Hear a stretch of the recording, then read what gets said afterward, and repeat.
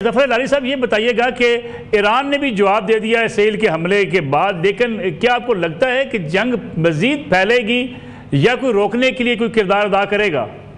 यार, जब तक हर किस्म का सिस्टम जो है, इंफ्रास्ट्रक्चर जो है, न्यूक्लियर इनरिचमेंट का खत्म नहीं हुआ, इन्होंने जंग शुरू इसलिए तो नहीं किया है कि जल्दी से खत्म कर देने के लिए। इन्होंने शुरू किया है जंग जितना उनके आज सलाहियत है उसको तबाह करने के लिए। अगर वो 2 हफ्ते 3 हफ्ते 2 महीने लगे हैं, वो चलते रहेंगे। They have to finish. उनका काम यही है कि उनके न्यूक्लियर फैसिलिटीज को खत्म करें। तो ईरान की कैपेसिटी को आप हलारी साहब कैसे देखते हैं? यार, आज पूरा दिन गुजर गया है, कोई जवाबी कार्रवाई तो नहीं हुई है। जो उन्होंने वो ड्रोन्स भेजे थे वो तो कहते हैं वो पता नहीं 1-2 भी नहीं पहुंचे हैं, या क्या जो कुछ पता नहीं चलता है उसका क्या हुआ। इजरायली कहते हैं कि हमने सबको खत्म कर दिया। तो आज उन्होंने बड़ा जोर तन के कहा है कि हमारा जवाब ऐसे होगा और वैसे होगा। तो ठहरे जवाब के लिए। अगर उनका जवाब अच्छा हो तो फिर हर इम्कान है कि ये जो है ये ख़त्म हो, जल्दी ख़त्म हो। इसलिए फिर इजराइल को कैजुअल्टीज बर्दाश्त करना मुश्किल हो जाएगा। मगर अगर इनफेक्टिव हो तो ये इजराइल ले जाएगा। मैं तो कह रहा था पहले कि इजराइल का इरादा ये है कि डी इंडस्ट्रियलाइज करना इनको। इसका मतलब है कि ना सिर्फ न्यूक्लियर मगर इनका जो इंडस्ट्रियल स्ट्रक्चर है उसको ख़त्म करना। पुल, ब्रिज, ये सब चीज़ हो सकता है अगर इजराइल के पास कोई और तरीका है ही नहीं। मगर अगर उनका जवाबी कार्रवाई सख्त हो तो फिर कैजुअल्टीज एक चीज है जो इजराइल बर्दाश्त नहीं कर सकता और वो है कैजुअल्टीज। हलारी साहब, इस वक्त अगर हम अमेरिका के किरदार की बात करें तो क्या लगता है डोनाल्ड ट्रंप जो है वो कोई किरदार अदा कर सकेंगे या उन्हें मुकम्मल सपोर्ट इजराइल के ही वो करते रहेंगे? उसने तो कर दिया जो किरदार करना था। उसने उनको ग्रीन चिक दे दिया था इजराइल को, जाओ करो भाई। वो तो शुरू से जब आया था, जब तेल अवीव से उसने कहा जाओ जेरूसलम, उधर ले जाओ तुम्हारी embassy. That was a great thing. कोई और अमेरिकन प्रेसिडेंट में ऐसी हिम्मत नहीं थी करने के लिए, मगर उसने कर दिया। इसलिए नेतन्याहू ने कहा कोई ऐसा अमेरिकन प्रेसिडेंट नहीं है जो प्रो ज़ायनिस्ट हो जितना ये है। उसने तो खुली छुट्टी दी हुई है उनको। किस बात पे रुकावट है? जो हथियार चाहिए, जो प्लेन चाहिए, हर चीज दिया हुआ है। और अब खुद कह रहा है बाज आ जाओ, खत्म करो, मान जाओ, डी न्यूक्लियराइज हो जाओ कंप्लीटली, नहीं तो तबाह होगा, तो तुम्हें तबाही आएगी तुम्हारे पे। सर, इस जंग को अगर देखा जाए इसराइल और ईरान के माबैन ये जंग रहेगी कि अब खित्ते के दीगर ममालिक इसकी लपेट में आ सकते हैं? नहीं, कौन आएगा लपेट में भी? OIC तो उसका कुछ रहा ही नहीं है। कौन आएगा? जॉर्डन जो है वो ईरानी मिसाइल्स गिरा रहे हैं। सऊदी अरेबिया जो है उनको इजाजत दे दी है इजराइल को कि तुम हमारे एयर स्पेस में आके उनके मिसाइल्स मारो। और कौन रह गया है? तो आप समझते हैं OIC भी जो है इनफेक्टिव हो चुकी है, उसका कोई किरदार नहीं होगा, महज बयानबाजी होगी? अफसोस से, बहुत अफसोस से कहना पड़ता है कि यस, एब्सोल्युटली इनफेक्टिव हो गया। अगर इसराइल की इस वक्त जो दिफाई सूरत हाल है लाली साहब, उसका जायजा लिया जाए, डिफेंस सिस्टम इसराइल का, आप समझते हैं ईरान के लिए मुश्किल होगा जवाबी हमला करना या जवाबी हमले में कामयाबी हासिल करना? लगता है ऐसे है, मगर इसराइल ने कहा है कि हम जो जवाबी कार्रवाई करेंगे तुम्हें याद होगा। बल्कि उन्होंने कह दिया है कि हम ये जंग तुमने शुरू किया है, याद रखो। ये सब धमकियां जो है, ऐसा लगता है कि उनके पास कोई ऐसा एक जवाब है जो वेरा डिसाइसिव होगा। तो अगर वो है तो बड़ी अच्छी बात है। और जी हलारी साहब, अमेरिकी प्रेसिडेंट डोनाल्ड ट्रंप कहते हैं कि जो बहादुरी की जो बातें करते थे वो तो सब मारे जा चुके, अब जो बाकी बच गए हैं वो मुज़ाकरात की टेबल पर आ जाएं। क्या आपको लगता है कि ये बहुत बड़ा नुकसान ईरान का हुआ है, बड़ी सीनियर लीडरशिप का इस तरीके से जो है वो टारगेट हो जाना? देखिए, ये तो बात मानना पड़ेगा कि जो मुल्क अपने टॉप लीडर्स को बचा नहीं सकता तो वो मुल्क को ज्यादा इफेक्टिवली तो लोग, उसके अपने लोग कहते हैं कि हमारे लीडर्स इतने आराम से मारे गए हैं तो फिर क्या रह गया?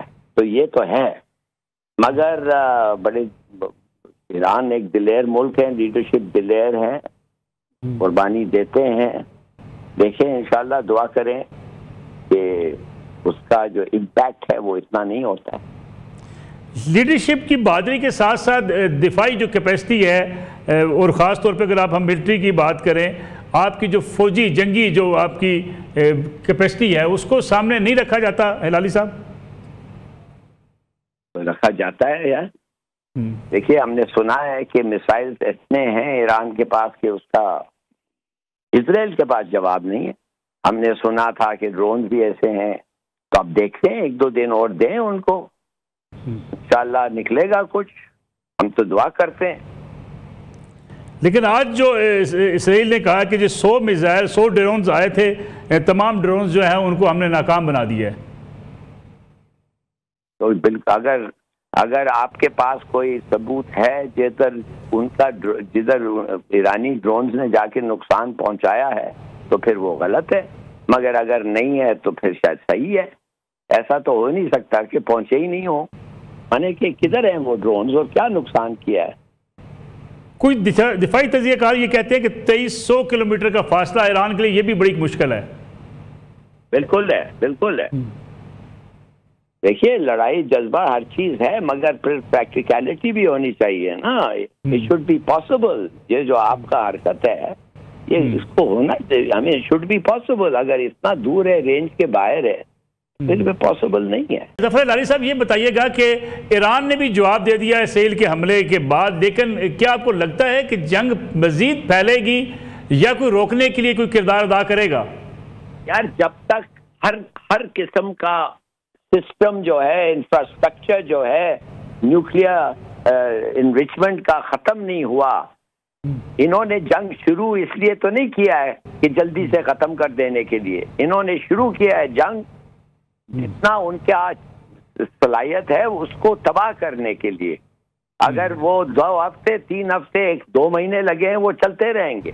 दे हैव टू फिनिश। उनका काम यही है कि उनके न्यूक्लियर फैसिलिटीज को खत्म करें। तो ईरान की कैपेसिटी को आप हिलाली साहब कैसे देखते हैं?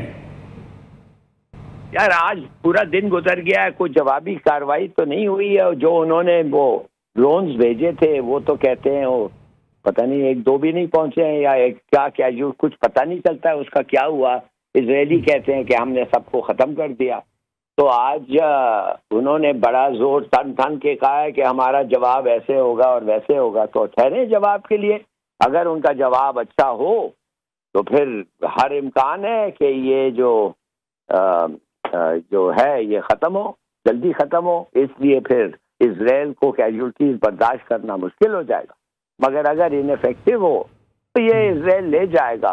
मैं तो कह रहा था पहले कि इजराइल का इरादा ये है कि डी इंडस्ट्रियलाइज करना इनको। इसका मतलब है कि ना सिर्फ न्यूक्लियर मगर इनका जो इंडस्ट्रियल स्ट्रक्चर है उसको ख़त्म करना। पुल, ब्रिज, ये सब चीज़ हो सकता है अगर इजराइल के पास कोई और तरीका है ही नहीं।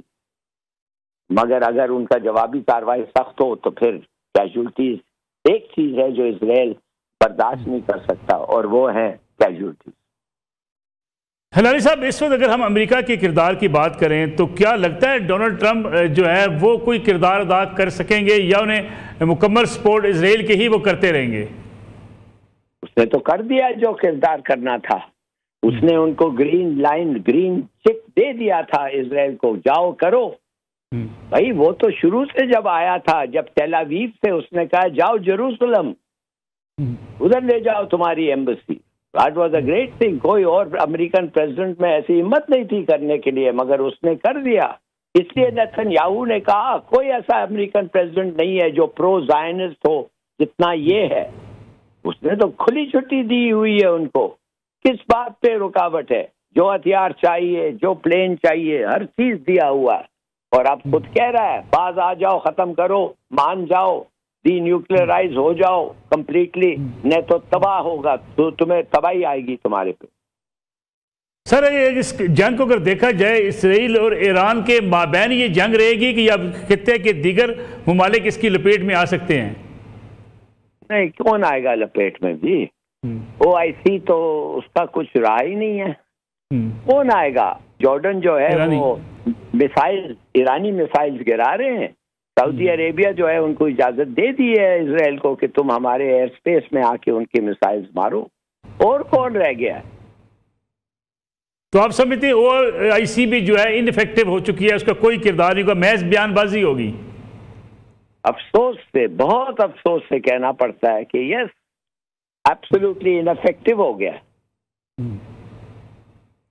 अगर इसराइल की इस वक्त जो दिफाई सूरत हाल है लाली साहब, उसका जायजा लिया जाए, डिफेंस सिस्टम इसराइल का, आप समझते हैं ईरान के लिए मुश्किल होगा जवाबी हमला करना या जवाबी हमले में कामयाबी हासिल करना?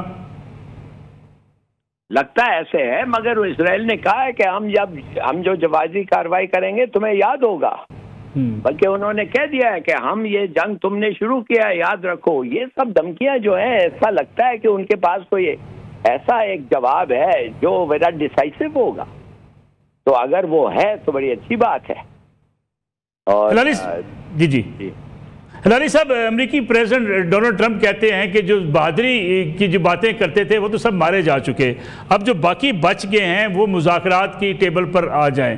क्या आपको लगता है कि ये बहुत बड़ा नुकसान ईरान का हुआ है, बड़ी सीनियर लीडरशिप का इस तरीके से जो है वो टारगेट हो जाना?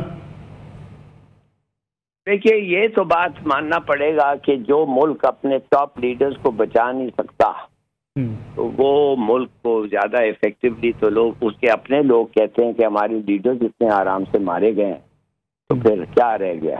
तो ये तो है, मगर बड़े ईरान एक दिलेर मुल्क है, लीडरशिप दिलेर है, कुर्बानी देते हैं। देखें, इंशाल्लाह दुआ करें कि उसका जो इम्पैक्ट है वो इतना नहीं होता है। लीडरशिप की बहादुरी के साथ साथ दिफाई जो कैपेसिटी है, और ख़ास तौर पे अगर आप हम मिलिट्री की बात करें, आपकी जो फौजी जंगी जो आपकी कैपेसिटी है उसको सामने नहीं रखा जाता हिलाली साहब? तो रखा जाता है यार। देखिए, हमने सुना है कि मिसाइल्स इतने हैं ईरान के पास कि उसका इजराइल के पास जवाब नहीं है। हमने सुना था कि ड्रोन भी ऐसे हैं। तो अब देखते हैं, 1-2 दिन और दें उनको, इंशाल्लाह निकलेगा कुछ। हम तो दुआ करते हैं। लेकिन आज जो इसराइल ने कहा कि जो 100 मिसाइल 100 ड्रोन्स आए थे, तमाम ड्रोन्स जो हैं उनको हमने नाकाम बना दिया है। तो बिल्कुल, अगर आपके पास कोई सबूत है जिधर ईरानी ड्रोन्स ने जाके नुकसान पहुंचाया है तो फिर वो गलत है, मगर अगर नहीं है तो फिर शायद सही है। ऐसा तो हो नहीं सकता कि पहुंचे ही नहीं हो, माने कि किधर हैं वो ड्रोन्स और क्या नुकसान किया है। कोई दिफाई तजियाकार ये कहते हैं कि 2300 किलोमीटर का फासला ईरान के लिए ये भी बड़ी मुश्किल है। बिल्कुल है, बिल्कुल है। देखिए, लड़ाई जज्बा हर चीज है, मगर फिर प्रैक्टिकलिटी भी होनी चाहिए ना। It should be possible. ये जो आपका हरकत है ये इसको होना चाहिए, हमें शुड बी पॉसिबल। अगर इतना दूर है, रेंज के बाहर है, फिर भी पॉसिबल नहीं है।